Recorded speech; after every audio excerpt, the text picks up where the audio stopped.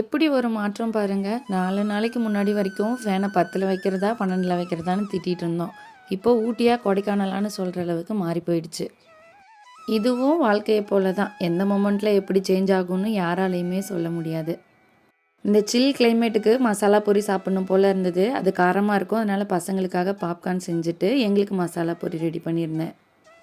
மசாலா பொரிக்கு பொடியாக நறுக்குன பெரிய வெங்காயம், கேரட், மாங்காய் இதெல்லாம் தூவிட்டு 1 ஸ்பூன் மிளகாத்தூள், 1 ஸ்பூன் தேங்காய் எண்ணெய் இதெல்லாம் சேர்த்து மிக்ஸ் பண்ணிட்டோன்னா கடையில் விற்கிற மாதிரியே டேஸ்ட்டாக இருக்கும்.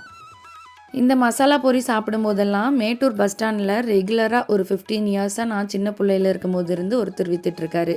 அந்த கடை தான் ஞாபகம் வரும்.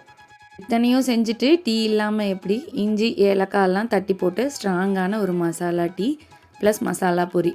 சில் கிளைமேட்டுக்கு ஈவினிங் ஸ்நாக்ஸ் சூப்பராக முடிஞ்சிச்சு. உங்களுக்கு இந்த காம்போ பிடிக்கும்னா மறக்காமல் கமெண்ட் பண்ணுங்கள். வீடியோ பிடிச்சா சப்ஸ்கிரைப் பண்ணுங்கள்.